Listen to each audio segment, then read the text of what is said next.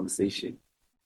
The proposal. I can't hear what you're saying, Honorable Joseph. No, I'm saying that the proposal in front of us is not what the Honorable Ghana is raising. This is dealing with a different question. And in as far as that question is concerned, there are options given. There are no sequencing of ministers or political parties here. So this thing is addressing a different question. I think that it is fair if that conversation Honorable Ghana wants to start it, then we must all go prepare for it, because it will come with firstly an explanation of what happens, because I think there is another problem, because every question does that. We say, what is the background? How do we arrive at question and answer sessions every day? And then once that is covered, maybe then he can poke holes in it, because despite Mahlawele's explanation, it doesn't seem to crack the day. But this is not dealing with that. It's dealing with what was referred to us to deal with relates to this question, relates to these proposals. All right, Honorable. That is my and Honorable members, please lower your hands. No. That just on the last aspect of quality replies. Yes. There's no reason why we can't have both. There's no reason why we can't have a rule. The same way we have rules about debates, where if you are out of topic, you can be ruled out of order. So we can have a rule that we write it as broadly as possible. Not yes or no, all those things, but a minister can come and go off topic, reply for the sake of replying. And then they get off, we'll see them when the assessment comes. I'm saying there's no reason why we can't have both. We can't have a rule that where you say, Speaker, the minister is not dealing with the question, and then the Speaker is able to say, in terms of this rule, you are not in the parameters of the question. I'm not really asking you to say we must have a rule about the expectation of a specific outcome, but a paradigm of some sort. Because what we are having at the moment is that a person can really just reply, and then the Speaker says, I can't force them to stay on topic. I can't force them to, I think when it comes to questions and answers, that's important, because that one is about those things of speeches, the rule about being out of order when we're debating. Let's extend that to questions. That's my request. And it will deal, you will see, with the frustration we feel when ministers just waffle for the sake of speaking. And they do that a lot, particularly these new ones of the DA. Honorable members. So let's start with the motions without notice phrasing. It seems to me the original idea, and Perrin can confirm this, but in the old rule, the rule that we are amending, a motion without notice must have the prospect of being adopted, or it must have the prospect of a decision. That is a numbers game by and large. So we don't need to use these phrases. We can be direct about it. Because the rule before this 9th edition, if you recall, you would have to oppose it in the House itself. There was no prior mechanism. Then we introduced this prior mechanism by 10 o'clock, and then if the parties say no, blah, blah, blah. But in that mechanism, what you are really doing is testing the a priori. It's bad, but it's okay. I mean, we did that even then. We totally disagree. But you are trying to have a numbers game. So you're testing whether the motion will have the prospect of a decision. So I would say be direct that parties representing, at least don't make the rule for now. You might have parliament that is hung by 10% across the board. You might have parliament that is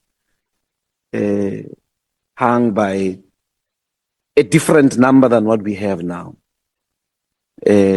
So parties, I would say, if that is the case, if we agree about that, then we say parties representing 50 majority or 50% of the National Assembly. So either we use, on the condition we have fixed, we agreed what majority means in the definitions. So actually we can use majority. Parties representing a majority. So if it's 5 parties, but they don't constitute a majority, it's unfair. So you might have 5 parties, together they constitute 5% because they have 1% each. And then the motion falls apart because then you're not achieving the objective of testing its prospect. So here you are being too verbose. At least 5 parties, including the largest and the second largest, just to arrive at a thing that says parties representing the majority of the National Assembly. So I would say phrase it like that. That is my proposal. Otherwise, the section 89 panel new proposal, it's actually very fine for that extension to be granted. We are fine with that, including those things of removing members of parliament. Must state our objection there. They are wrong, those things of removing members of parliament. I can't remember. And then the last one is the content of section 89. It's not part of what is referred to us. So we're a subcommittee. We don't actually deal with matters that don't come from the Rules Committee. So where the proposal should go is to the Rules Committee as to whether we are still going to canvass the amendment of the rule itself. It will be repeating because this proposal was suppressed by the ANC in the last term. And then 2, the DA was with us. I don't know now. This DA of yours, now they may be on the other side. But I agree 100% with Honorable Mani. Fortunately, it's in the Constitutional Court. The Constitutional Court will, I think in that ruling, come back with the fact that part of what is not rational is saying that somebody has a prima facie case to answer and then say people must vote whether he must answer that or not. This is travesty of justice. Thank you. Thank you. I'm going to start with the easy one. This proposal on the assessment of the quality of the question still outlines a process that is too long. And meaning you are not achieving the objective. We need a situation where the speaker makes a ruling that, and then all we do is give the scope or the criterion that allows, in as minimum a way as possible, for an immediate determination of the quality of the answer. And in my view, we need an on-spot that, Minister, you are not answering the question. I'm ruling that you are not answering the question that is being asked. I'll give you an example. You ask about let's say the president is answering a question on Palestine. you ask the question about, this is a question about Palestine, Israel. And the president talks about Ukraine and says nothing about Israel, nothing about Palestine. The speaker must be able to say the president is out of order on the spot. That's the hope. That's what we're hoping for. Because the frustration comes out of you standing and saying, the minister is not answering the question. I can be ruled out of order if the matter of debate or the matter of discussion has been determined. And myself, I go, there is a rule that says you are out of this speaking regime. Or that's what we need. That's the mechanism in my view. It seems to me that we may have to draft these things ourselves, you see. Because Kazo and them, they are not helping. This one is bad. I come to the hope as well with the question and answer session. For me, it has less to do with the time, but more to do with aggressively getting these people to be answerable. A rigorous process of holding them accountable. Where we, and scope are there. Imagine a scope session with prepared prior questions that you're going to answer a question, Minister, on unemployment or on a specific audit outcome, whatever. He comes with a prepared answer, but we're able to get as qualitative and accountability out of him as possible. I'm really attracted to this interpolation question. In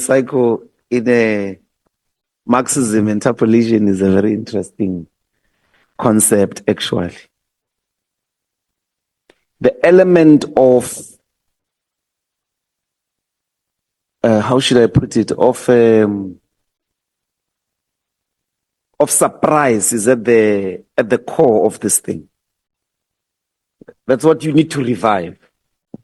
So the honorable member is correct. We must make a rule for inconsistent to what was the practice before COVID. Because this was about online engagements. You need that element of surprise, of like the minister not always reading, and possibly also members of parliament not always reading. That's number one. But I'm interested in the question and answer session completely becoming something like an interpolation. Before I saw this interpolation arrangement, my idea was, if possible, there are not decisions being taken in the National Assembly during questions, unless after, we do the rest of the other business. But normally the Wednesday gets given to question and answer. If possible, you can have 2-3 mini plenaries to interrogate, to get quality time with these people on the questions. And then you may have them as frequently as possible. Of a cabinet. The next president can appoint 100 ministers. What are you going to do? It's really less to do with quality time as in quality oversight. So if we can develop this interpolation and keep in mind, I would persuade all of us, keep in mind that Wednesday's National Assembly doesn't really need to take any resolutions. You can capitalize on breaking it into 3-4 sessions. But the qualitative interrogation must be in line with this interpolation idea. So I'm saying let's not have question and answer and then have interpolation separately. Question and answer must take the form of an interpolation altogether, so that there's maximum interrogation of, we already have debates and all of that, but if the question and answer session were to be like this, it would be really useful. I think those are my comments.